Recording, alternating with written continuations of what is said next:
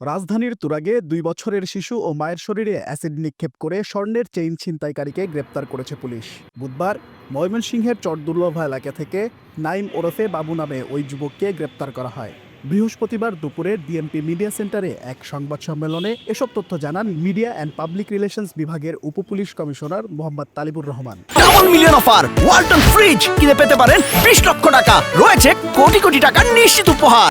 ভিক্টিমের মুখমণ্ডলে অ্যাসিডের নিক্ষেপের যে ঘটনা, এটা এতটাই ভয়াবহ ছিল, তাকে আসলে এখন শনাক্ত করাই দুরূহ।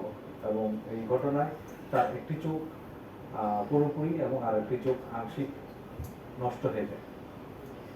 গত ২১ নভেম্বর শিশু সন্তানকে নিয়ে আত্মীয়ের বাসায় যাচ্ছিলেন সাথী রানী। এ সময় তুরাগ থানার কামারপাড়া পুরাতন থানা রোডে সাথীর মুখে অ্যাসিড নিক্ষেপ করে ৮ আনা ওজনের স্বর্ণের চেন ছিনিয়ে নিয়ে পালিয়ে যায় গ্রেপ্তারকৃত যুবক। তালেবুর রহমান জানান, ব্যাটারি চালিত অটোরিকশা থেকে অ্যাসিড সংগ্রহ করে নাইম এ ঘটনা ঘটিয়েছে। পরবর্তীতে সিসিটিভি ফুটেজ পর্যবেক্ষণ করে তাকে গ্রেপ্তার করা হয়।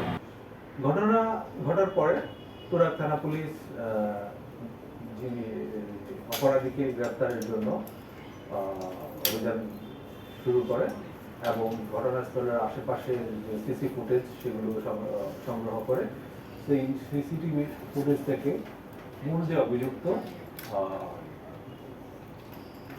নাইম ওরফে শাহিনকে শনাক্ত করে। তার বাসা ছিল ঘটনাস্থল থেকে 2 কিলোমিটার দূরে।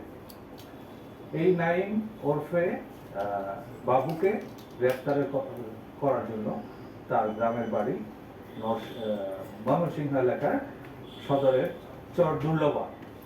চরদুর্লভা এলাকায় অভিযান পরিচালনা করে গতকাল সন্ধ্যা 6:30টার সময় তার বাসা থেকে তাকে গ্রেফতার করে।